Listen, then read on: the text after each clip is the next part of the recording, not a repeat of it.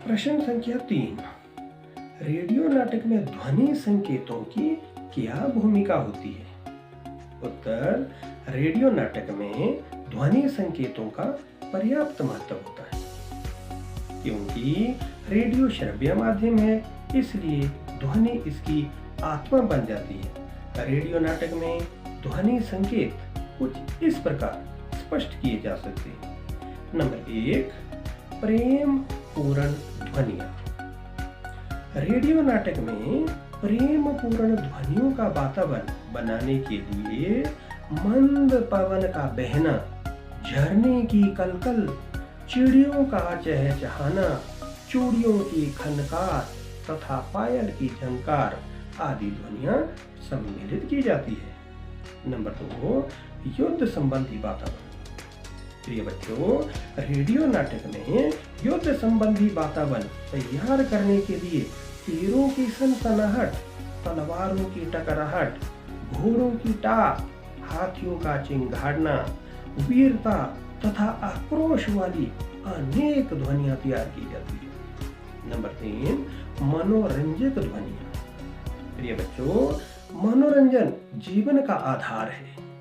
Radio नाटक में मनोरंजक ध्वनियां तैयार करने के लिए पर्वतों से गूंजती बांसुरी, नाटी की धुन, शंख ध्वनि, ढोल तथा नगाड़े की ध्वनि, गीत तथा संगीत की ध्वनि इत्यादि को शामिल किया जाता है।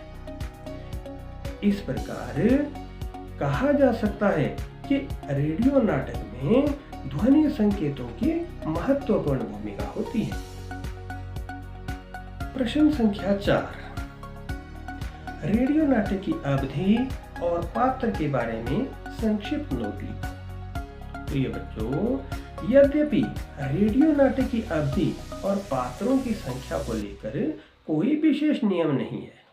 श्रव्य माध्यम में नाटक जैसे कार्यक्रम के लिए श्रोताओं की एकाग्रता की अवधि को ध्यान में रखा जाता है। रेडियो नाटक आमतौर पर अवधि के आधार पर 15 मिनट, 30 मिनट, 45 मिनट तथा 60 मिनट तक के हो सकते हैं। यदि कोई रेडियो नाटक 60 मिनट में भी नहीं सुनाया जा सके तो उसे कड़ियों के रूप में अलग अलग करके सुनाया जाता है। रेडियो नाटक में 3 बिंदुओं पर विशेष ध्यान दिया जाता है। इनमें कहानी सिर्फ घटना प्रधान हो, उसकी अवधि बहुत ज्यादा ना हो तथा पात्रों की संख्या सीमित हो। जहां तक पात्रों की संख्या पर चर्चा की जाए तो 15 मिनट की अवधि वाले रेडियो नाटक में पात्रों की अधिकतम संख्या 5-6 हो सकती है।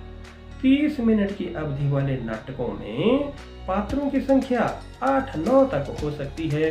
45 मिनट की अवधि वाले नाटक में पात्रों की संख्या 12-13 हो सकती है और यदि 60 मिनट की अवधि का नाटक हो तो उसमें पात्रों की संख्या 15-16 तक हो सकती है। अतः कहा जा सकता है कि भारतीय नाट्य शास्त्र के नियमों के अनुरूप रेडियो नाटक की अवधि और पात्रों की संख्या को निर्धारित करने में कभी कभी कठिनाई होती है। इसलिए नाटककार समय, काल और परिस्थिति के आधार पर रेडियो नाटक की अवधि और पात्रों की संख्या में हल्का सा फेरबदल कर सकते हैं। तो आज का टॉपिक बच्चों समाप्त हो गया। धन्यवाद।